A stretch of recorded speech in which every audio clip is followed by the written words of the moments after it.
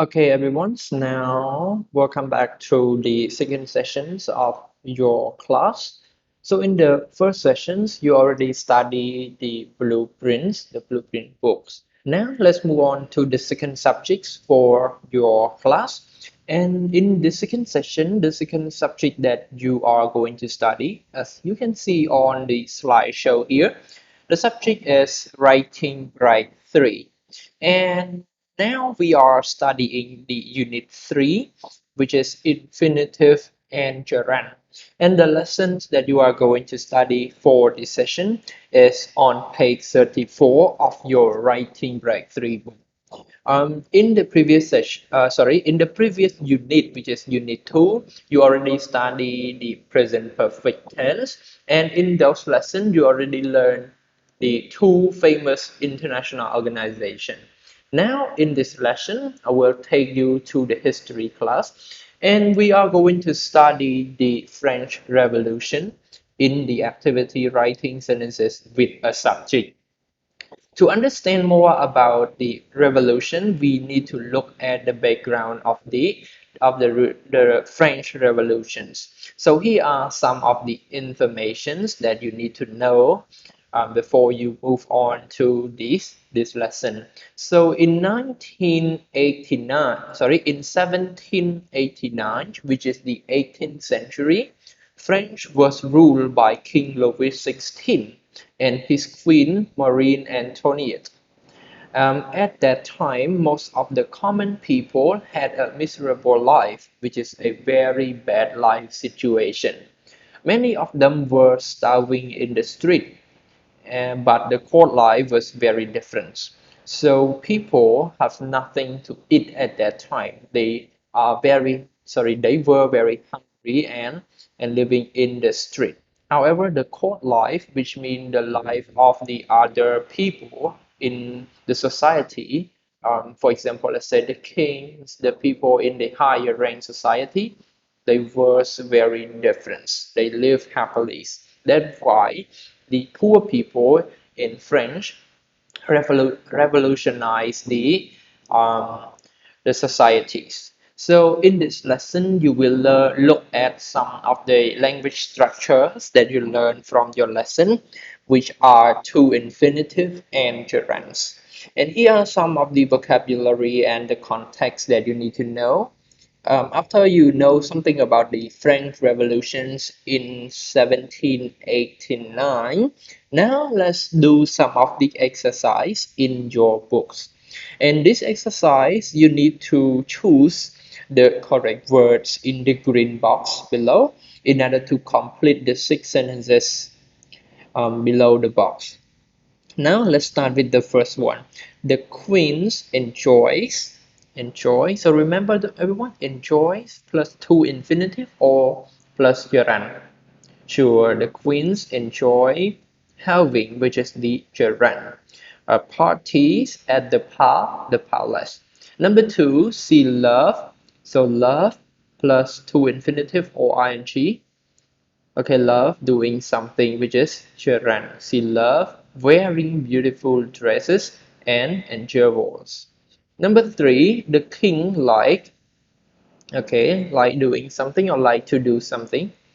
Okay, in this case we can use to infinitive. So the king like to spend his time hunting or making things.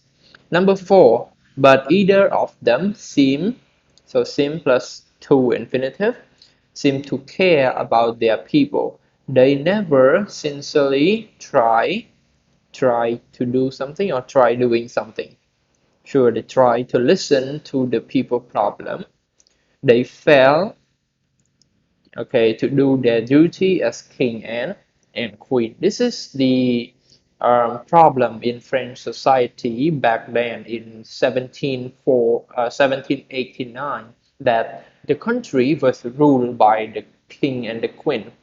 However, the kings and the queens at that time failed to provide and deal with the problem that the people in the society had. So the people were angry with the kings and the queen, and they tried to stand up against the king. So these are the informations related to the French Revolution, which was happened in 1789. In this exercise, I would like to point out some of the informations that you need to know. All this situation happens in the past, okay? That is why the main verb of the sentence are written in past tense. Look at this one, enjoy with ed, which is the past tense. Love with ed, past tense. Like, ed, past tense.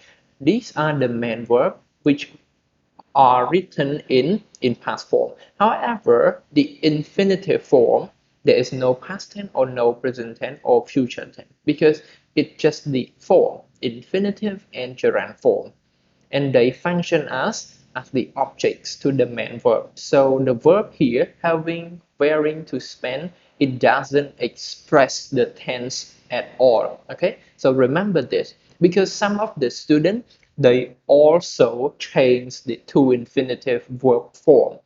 Let's say the king like to spend and then they change the verb spends to past tense as well. This is not the right way. Okay, so keep in mind to infinitive and gerund form are not expressing the tense at all. Okay, so only the main verb of the sentence can express the time of the sentence, past time or present time. Okay, sure. Let's move on to the second part of this lesson. You will read more about the French Revolution. So what people were doing at that time of the revolutions. So on July 14, 1789, the angry people began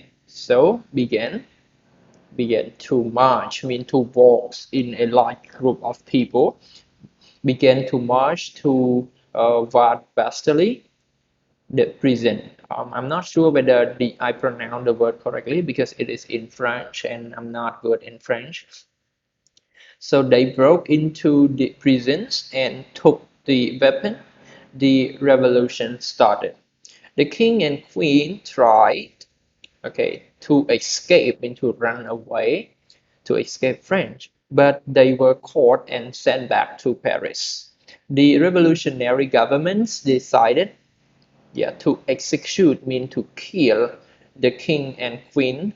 Louis XVI and Marie Antoinette were executed in 1792, which means 3 years after the revolution, by their own people.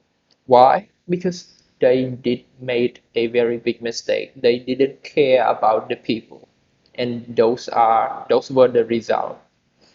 Now, what I hope that this lesson you will learn some of the history information, and along the way you will learn some of the language points that it is important for you to practice.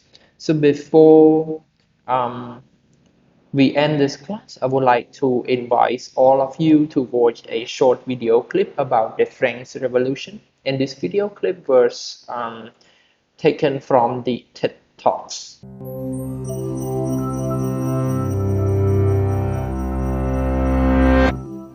What rights do people have, and where do they come from? Who gets to make decisions for others, and on what authority? And how can we organize society to meet people's needs? These questions challenged an entire nation during the upheaval of the French Revolution. By the end of the 18th century, Europe had undergone a profound intellectual and cultural shift known as the Enlightenment. Philosophers and artists promoted reason and human freedom over tradition and religion. The rise of a middle class and printed materials encouraged political awareness, and the American Revolution had turned a former English colony into an independent republic. Yet France, one of the largest and richest countries in Europe, was still governed by an ancient regime of 3 rigid social classes called estates. The monarch, King Louis XVI, based his authority on divine right and granted special privileges to the first and second estates, the Catholic clergy and the nobles. The third estate, middle-class merchants and craftsmen, as well as over 20 million peasants, had far less power, and they were the only ones who paid taxes, not just to the king, but to the other estates as well. In bad harvest years, taxation could leave peasants with almost nothing, while the king and nobles lived lavishly on their extracted wealth. But as France sank into debt due to its support of the American Revolution and its long-running war with England, change was needed. King Louis appointed Finance Minister Jacques Necker, who pushed for tax reforms and won public support by openly publishing the government's finances. But the king's advisors strongly opposed these initiatives. Desperate for a solution, the king called a meeting of the Estates Generales, an assembly of representatives from the three estates, for the first time in 175 years.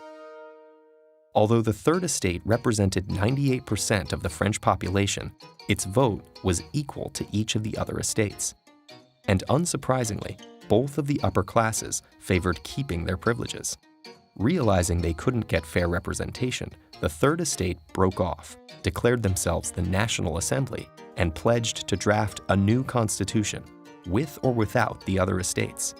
King Louis ordered the First and Second Estates to meet with the National Assembly, but he also dismissed Necker, his popular finance minister. In response, thousands of outraged Parisians joined with sympathetic soldiers to storm the Bastille prison, a symbol of royal power and a large storehouse of weapons. The revolution had begun. As rebellion spread throughout the country, the feudal system was abolished. The Assembly's Declaration of the Rights of Man and Citizen proclaimed a radical idea for the time: that individual rights and freedoms were fundamental to human nature, and government existed only to protect them. Their privileges gone, many nobles fled abroad, begging foreign rulers to invade France and restore order. And while Louis remained as the figurehead of the constitutional monarchy, he feared for his future. In 1791, he tried to flee the country, but was caught. The attempted escape shattered people's faith in the king. The royal family was arrested, and the king charged with treason.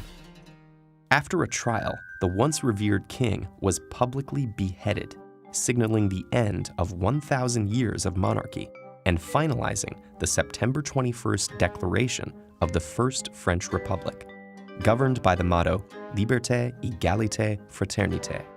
9 months later, Queen Marie Antoinette, a foreigner long mocked as Madame Deficit for her extravagant reputation, was executed as well. But the revolution would not end there. Some leaders, not content with just changing the government, sought to completely transform French society. Its religion, its street names, even its calendar. As multiple factions formed, the extremist Jacobins, led by Maximilien Robespierre, launched a reign of terror to suppress the slightest dissent, executing over 20,000 people before the Jacobins' own downfall. Meanwhile, France found itself at war with neighboring monarchs seeking to strangle the revolution before it spread. Amidst the chaos, a general named Napoleon Bonaparte took charge, becoming emperor as he claimed to defend the revolution's democratic values. All in all, the revolution saw 3 constitutions and 5 governments within 10 years, followed by decades alternating between monarchy and revolt before the next republic formed in 1871. And while we celebrate the French Revolution's ideals, we still struggle with many of the same basic questions raised over 2 centuries ago.